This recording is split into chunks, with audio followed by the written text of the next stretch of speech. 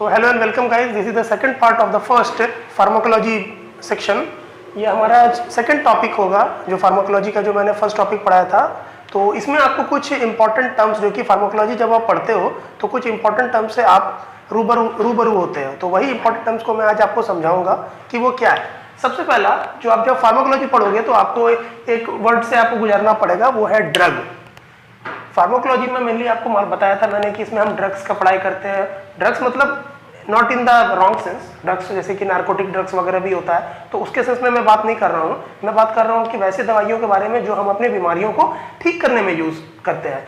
तो फार्माकोलॉजी जब हम पढ़ते हैं तो उसमें हम ड्रग्स का यूज देखते हैं। तो ये ड्रग, व्हाट इज ड्रग?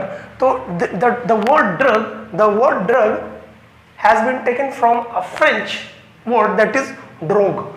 जो हमारा वर्ड ड्रग है ये एक फ्रेंच वर्ड ड्रॉग से लिया गया है, जिसका मतलब क्या होता है? A dry herb. ड्रग जो वर्ड हम यूज करते हैं ये एक फ्रेंच वर्ड ड्रॉग से लिया गया है, जिसका मतलब होता है ए ड्राई हर्ब, मतलब एक सूखी औषधि। एक सूखी औषधि जिसको हम लोग ड्रग कहते हैं, ठीक है। It is a single active chemical entity present in a medicine. So जो हम दवाई खाते हैं, जो भी हम दवाई खाते हैं, तो उसमें जो एंटिटी होता है, उसमें जो मेन जो उसका फैक्टर होता है, जो मेन गुण होता है, तो उसी को हम लोग ड्रग कहते हैं। It is a single active chemical entity present in a medicine. जो मेडिसिन में वो पर्टिकुलर चीज जो हम यूज करते हैं, जैसे कि फॉर एग्जांपल मैं अगर मेरे को बुखार अगर हो जाता है तो मैं जब मैं डॉक्टर के पास जाऊंगा तो वो मुझे कुछ सैराडोन वगैरह दे देगा। लेकिन जब आप देखोगे तो उसमें जो उसका मेन जो इंग्रेडिएंट रहता है, जो कि पैरासीटामोल रहता है, तो वो उसका मेन ड्रग हुआ। जो एक दवा है, जैसे कि मान के चलो मैं अगर आपसे बात करता हूं कि आपको कोई इन्फेक्शन हो गया, तो आप जब डॉक्टर के पास जाओगे तो वो आपको, जैसे कि फॉर एग्जांपल अभी क्लेवेम 625, क्लेवेम 625 जो ड्रग आता है, तो वो आपको डॉक्टर आपको प्रिस्क्राइब कर देगा। लेकिन जब आप उस ड्रग के जो आप कॉम्पोजिशन को देखोगे तो उसमें आपको एक्टिव इंग्रेडिएंट्स, जिसको हम ड्रग बोल सकते हैं, जो मेन ड्रग, जिसमें कि आपको एमोक्सिसिलिन और दूसरा जो है क्लेवोनिक एसिड जो आपका होता है, तो ये दोनों जो है उसका मेन इंग्रेडिएंट्स, यानी कि उसका मेन ड्रग है, ठीक है, जो मेन ड्रग है। तो वही चीज है, it is used for diagnosis, prevention, treatment, cure of a disease. तो ड्रग का हम कहाँ यूज करते हैं? ड्रग का यूज हम करते हैं क्या चीज के लिए? For diagnosis. किसी बीमारी के डायग्नोसिस के लिए हम लोग इसका यूज करते हैं, किसी बीमारी के प्रिवेंशन के लिए हम लोग यूज करते हैं, इसके ट्रीटमेंट के लिए तो यूज करते हैं, और साथ ही साथ किसी भी बीमारी का जो क्योर है, किसी बीमारी को हमें ठीक करना है, तो उसके लिए हम क्या चीज का यूज करते हैं? ड्रग का यूज करते हैं। जैसा कि डायग्नोसिस के लिए आप देखो, ड्रग का आप डायग्नोसिस के लिए कब यूज करते हो? एक सिंपल सा मैं आपको एग्जांपल बताता हूं। जैसे कि किसी पेशेंट को अगर डॉक्टर सस्पेक्ट कर रहा है कि इसको हार्ट का प्रॉब्लम हो सकता है कि इसका कहीं पर ब्लॉकेज है, तो आपको मालूम है कि ईसीजी होता है, इकोकार्डियोग्राम होता है, इसके ऊपर आपको होता है कि इको होता है, इकोकार्डियोग्राफी होता है, और उसी के ऊपर एक आपका होता है स्ट्रेस इको होता है, जिसमें कि आपको ट्रेडमिल वगैरह पे दौड़ा करके आपको देखा जाता है कि आपका हार्ट का जो एक्टिविटी है वो कैसा है। लेकिन बहुत सारे ऐसे पेशेंट होते हैं जो कि उस ट्रेडमिल पे नहीं दौड़ पाते, क्योंकि ट्रेडमिल का जो रफ्तार होता है वो धीरे धीरे करके डॉक्टर या जो भी टेक्नीशियन है उसको बढ़ाता है। तो बहुत सारे लोग जिनको की अर्थराइटिस है या कोई भी उनको फिजिकल डिसेबिलिटी है, तो वहां पर वो पेशेंट क्या है कि वो जो पर्टिकुलर जो टेस्ट है उसके लिए वो एप्लीकेबल नहीं होता है। तो वहां पर क्या होता है कि डॉक्टर क्या है कि देखो, जैसे कि अब मैंने स्ट्रेस इको के बारे में आपको बताया, तो उसमें क्या है कि आपको ट्रेडमिल में आपको बोलेगा डॉक्टर कि आप दौड़ो, ठीक है। लेकिन वहां पर क्या है कि उसमें मेनली जो वर्क क्या है कि हमें अपना हार्ट का देखना है कि मेरा हार्ट का जो कंडक्शन होता है वो सही से हो पा रहा है कि नहीं हो पा रहा है, यही डॉक्टर को देखना है। तो अब बहुत सारे पेशेंट जिनको कोई बीमारी है, अर्थराइटिस है या कोई भी उनको फिजिकल डिसेबिलिटी है, तो वो ये टेस्ट को करने में असमर्थ है, मतलब वो नहीं कर सकते। तो उनके लिए क्या है कि एक डोब्यूटामिन एक दवा है, डोब्यूटामिन स्ट्रेस टेस्ट होता है। तो उन पेशेंट को क्या है कि आईवी के जरिए धीरे धीरे डोज में उनको डोब्यूटामिन का उनको आईवी के जरिए उनको इंजेक्शन दिया जाता है, मतलब आर्टरीज में इंजेक्शन लगाया जाता है। और ये जो डोब्यूटामिन है, ये जो आपका जो हार्ट के मसल्स है, जो हार्ट का जो आपका पंपिंग सिस्टम है, उसको क्या करता है? एक्टिवेट करता है, उसको एकदम एक्साइट करता है। तो वहां पर क्या है कि वो पर्टिकुलर जो ड्रग है डोब्यूटामिन, ये होता है क्या? डोब्यूटामिन स्ट्रेस टेस्ट भी आप देखोगे, स्ट्रेस टेस्ट इसको कहते हैं। ये एक तरह का क्या है आपको?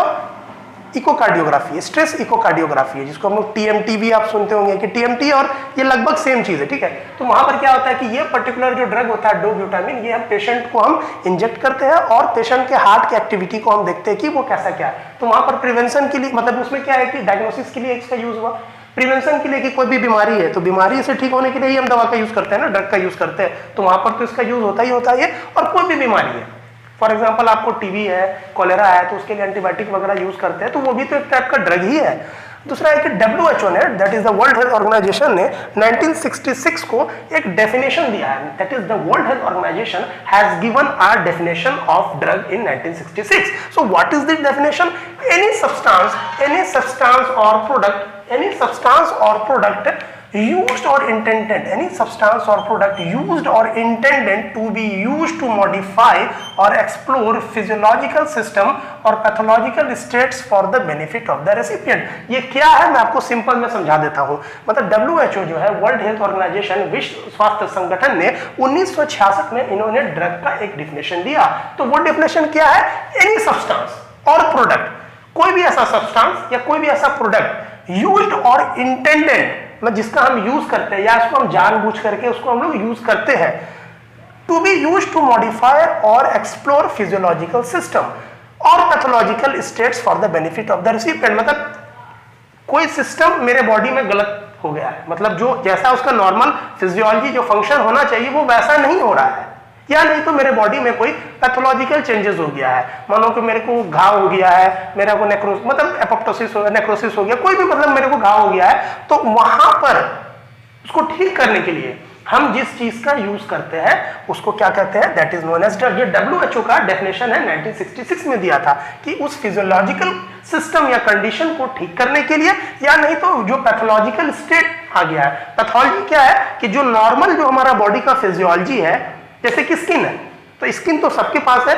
लेकिन जब इस स्किन में चोट लग जाता है या कोई एब्रेशन हो जाता है या कोई इन्फेक्शन हो जाता है, तो ये जो नॉर्मल जो हमारा जो कंडीशन है जो हमारे स्किन का या बॉडी का, वो अल्टरेट हो जाता है, वो चेंज हो जाता है, और इसी चेंज ऑफ कंडीशन इसको है पैथोलॉजिकल कंडीशन, ठीक है। तो पैथोलॉजिकल कंडीशन में चेंजेस आ सकता है। तो इन सभी कंडीशन को ठीक करने के लिए जिस चीज का हम इस्तेमाल करते हैं that is known as drug, ठीक है।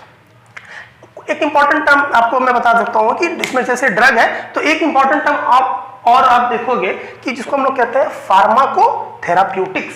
फार्माकोथेराप्यूटिक्स, व्हाट इज फार्माकोथेराप्यूटिक्स?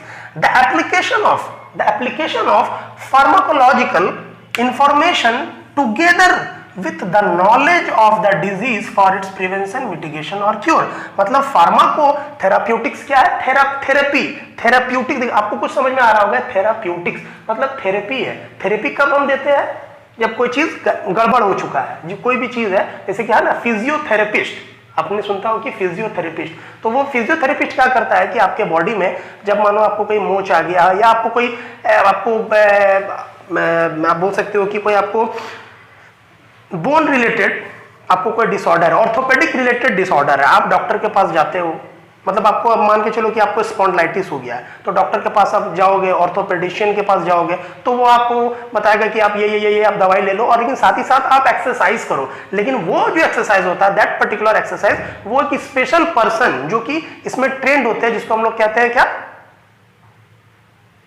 फिजियोथेरेपिस्ट, जिसको हम लोग कहते हैं फिजियोथेरेपिस्ट। तो वो फिजियोथेरेपिस्ट आपको अलग अलग आपको एक्सरसाइज बताएगा और खुद भी वो कराता है। तो क्या हो गया वो कि वो पर्सन आपके उस दवा के लिए, मतलब जो उस बीमारी है उसके लिए आपको थेरेपी दे रहा है, मतलब ट्रीटमेंट दे रहा है, ठीक है। तो वही फार्माकोथेरेप्यूटिक्स क्या है? The application of pharmacological information, मतलब फार्माकोलॉजिकल का जो इंफॉर्मेशन जो आपके पास है together with knowledge of the disease, मतलब फार्माकोलॉजी का इंफॉर्मेशन और प्लस जो बीमारी हुआ है उसका भी information for its prevention, mitigation और क्योर।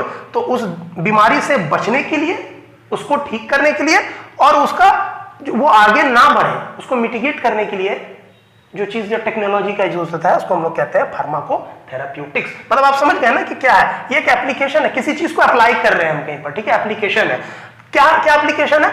इंफॉर्मेशन का। फार्माकोलॉजी, दवाइयों के बारे में मुझे जानकारी है, प्लस जो बीमारी है उसके बारे में मेरे को जानकारी है, वो बीमारी क्यों हो रहा है उसके बारे में भी मेरी जानकारी है, और उस बीमारी से मैं कैसे बचूंगा, किस ड्रग्स को लेने के बाद उस बीमारी से मैं निजात पा सकता हूं, तो it is known as pharmacotherapeutics. ठीक है, selection of most appropriate drug, dosages and duration of treatment. तो फार्माकोथेराप्यूटिक्स में मैंने आपको बताया कि ये टेक्नोलॉजी का हम यूज करते हैं, एप्लीकेशन करते हैं, और साथ ही साथ इसमें फार्माकोथेराप्यूटिक्स में हम क्या करते हैं कि सिलेक्शन करते हैं मोस्ट एप्रोप्रिएट ड्रग का। मतलब सभी दवाइयों में से सबसे बेहतर दवाई कौन है? भाई एंटीबायोटिक तो बहुत सारा है, स्ट्रेप्टोमाइसिन भी है, एमोक्सिसिलिन भी है, क्लैरिथ्रोमाइसिन भी है, मैं आपको जाकर के एरिथ्रोमाइसिन भी है, मैक्रोलिड्स ग्रुप के भी है, टेट्रासाइक्लिन भी है, लेकिन उन सबों में सबसे बेहतर कौन है?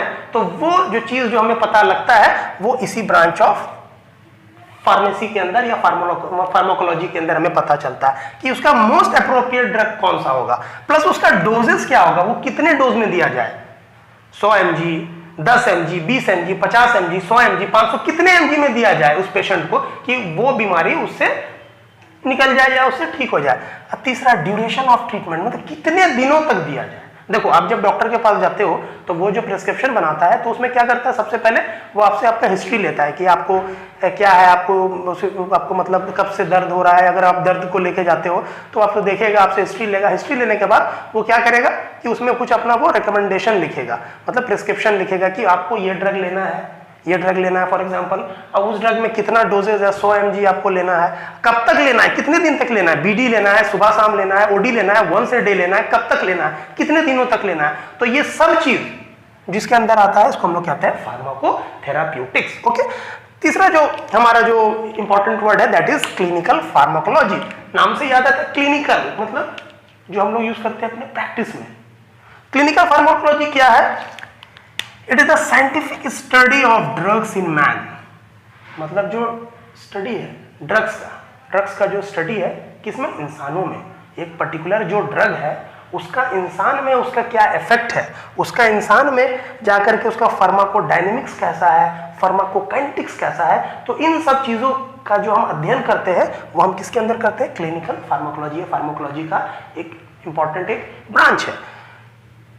It includes both pharmacodynamics and pharmacokinetics. सही बात है भैया, हम जब उस दवा का इंसान में उसका क्या यूज है, उसका क्या अंदर हो रहा है, तो वो तो आपको फार्माकोडायनेमिक्स और फार्माकोकाइनेटिक्स से ही पता चलेगा ना कि what the drug does to the body and what the body does to the drug. मैंने आपको पहले भी बताया था। ठीक है, तीसरा evaluation of efficacy and safety of drugs and comparative trials with treatment. ठीक है, ये बहुत इंपॉर्टेंट चीज है। ठीक है, मतलब एवैल्यूएशन ऑफ एफिकेसी, मतलब कोई एक नया ड्रग है तो वो पर्टिकुलर ड्रग जो है वो कितना इफेक्टिव है।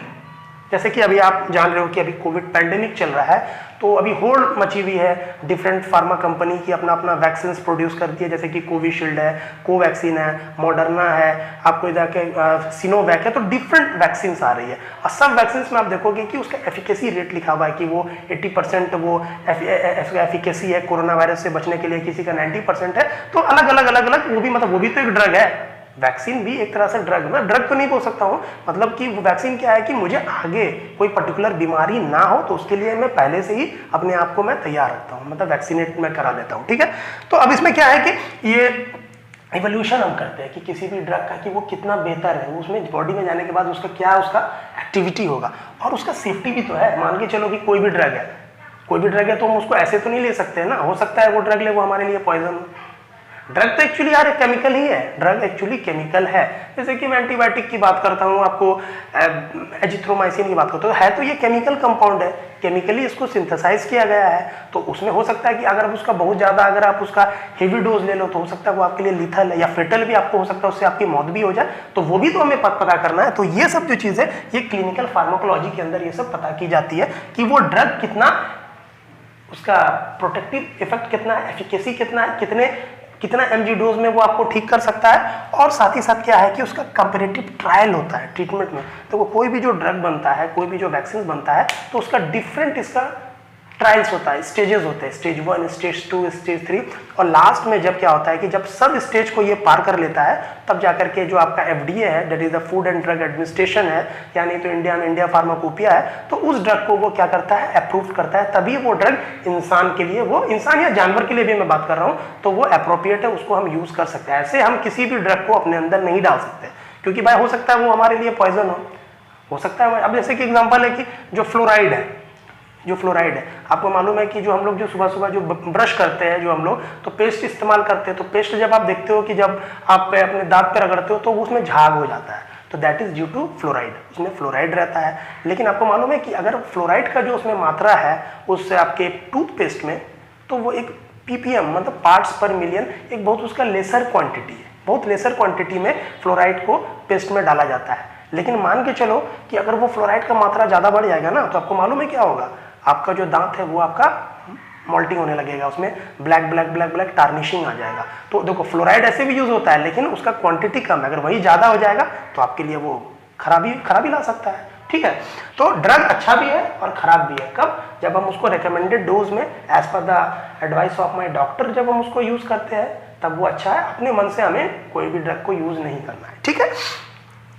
उसका एडवर्स इफेक्ट भी हम जानते हैं कि मतलब कोई ड्रग है उसको हम ले लिए, उसका एडवर्स इफेक्ट क्या हो सकता है, क्या उससे खराबियां हो सकती है। तो ये सब भी जो चीज़ है वो हम लोग क्लिनिकल फार्माकोलॉजी के अंदर उन चीज़ों को हम पढ़ते हैं, उसका अध्ययन करते हैं। मेन देखो जो क्लिनिकल फार्माकोलॉजी का जो मेन एम है, what is the main aim? The main aim is to generate data, the main aim is to generate data for optimum use of drug and practice. मतलब data generate होगा ना कि हमको data चाहिए, हमने मतलब कोई ड्रग बनाया, ठीक है, अब इस ड्रग को हमने अलग अलग ग्रुप ऑफ पीपल में, अलग अलग डिफरेंट एज ग्रुप में हमने डाला और हमने उससे एक डेटा निकाला कि किस एज ग्रुप में कितना डोजेज, किस एज ग्रुप में कितना डोजेज ये अच्छा काम कर रहा है, उसका इफेक्ट क्या हो रहा है, और किस डोज में और किस एज ग्रुप में इसका एडवर्स इफेक्ट आ रहा है। तो वो भी पता करना है, ये क्लिनिकल फार्माकोलॉजी के अंदर ये सब पढ़ाया जाता है या उसका प्रैक्टिस किया जाता है। तो इसका एडवर्स इफेक्ट देखना पड़ता है और जिसका एम होता है कि वो कितना उसका बेस्ड ऑन मेडिसिन। तो ये जो पूरा जो है क्लिनिकल फार्माकोलॉजी जो आपका सेक्शन है, ये बहुत ही इंपॉर्टेंट सेक्शन है फार्माकोलॉजी के अंदर कि कोई भी मेडिसिन का क्या इफेक्ट है, साइड इफेक्ट है, कैसे हम उसका यूज करते हैं। तो ये सब चीज़ों को हम इसमें जानते हैं। और जो मेडिसिन जो बन रहा है मेरे लिए, तो वो मेडिसिन मेरे लिए कितना अच्छा है और कितना बुरा है, तो ये इन सब चीज़ों का भी अध्ययन हम क्लिनिकल फार्माकोलॉजी के अंदर करते हैं। तो फिर से इंपॉर्टेंट टर्म्स में आपको बता देता हूँ कि आप इसमें ड्रग पढ़ोगे, फार्माकोलॉजी का जो मैं आगे का जो प्रीवियस वीडियो बनाऊंगा तो उसमें मैं आपको डिटेल में एक एक चीज़ के बारे में बताऊंगा। तो इसमें आज हमने ड्रग पढ़ा कि ड्रग क्या होता है, दूसरा है कि फार्माकोथेराप्यूटिक्स क्या होता है, और तीसरा है कि क्लिनिकल फार्माकोलॉजी क्या होता है। तो I think this video is very beneficial for you, and if you think it is beneficial, subscribe to my channel, share the video with your friend and like my video. Thank you.